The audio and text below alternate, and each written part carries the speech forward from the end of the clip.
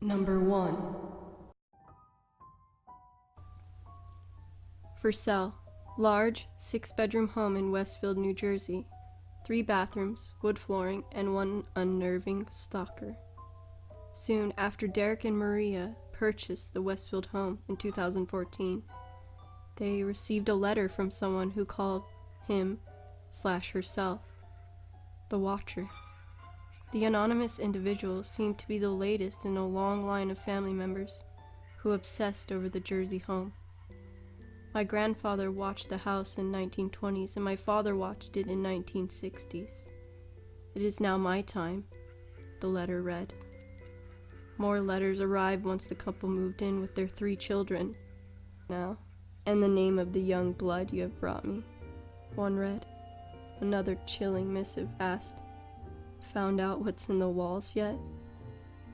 The family have since moved out and sued the home's previous owners for failing to mention its, pre-existing condition. According to CBS New York, the house is back on the market. Number 2. Getting a threatening phone call from a stranger is terrifying, but for 3 Washington state families in 2007, the calls became unnervingly personal. The families received calls at all hours of the night, with threats made against their families and pets. It seemed as if the anonymous tormentors were watching quite closely, and listening in as well. Voicemails arrived, playing recordings of the family's private conversations, including one with the police detective.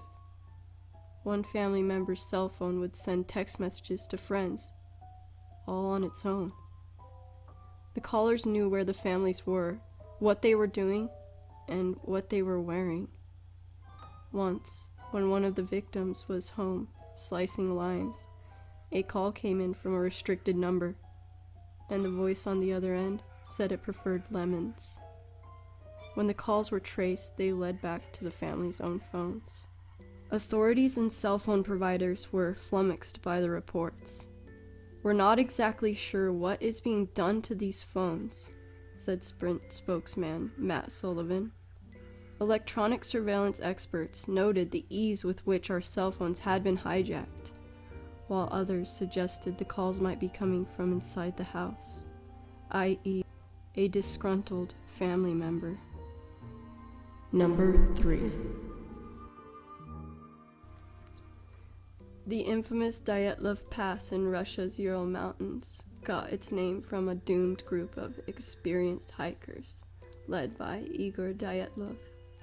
The 9 members set out on January 1st, 1959, when they failed to arrive at their scheduled endpoint on February 12th.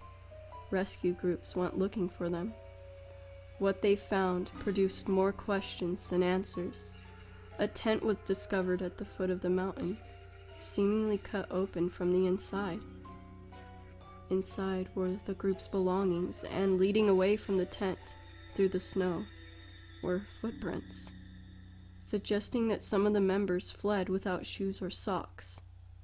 The first bodies were found about a mile from the tent, while the rest were discovered in a makeshift shelter. Some had broken bones and internal injuries, but no external signs of a struggle, like scratches or wounds. Another victim was missing her tongue and eyes. Despite an extensive investigation, what happened on the mountain remains a mystery. Number 4.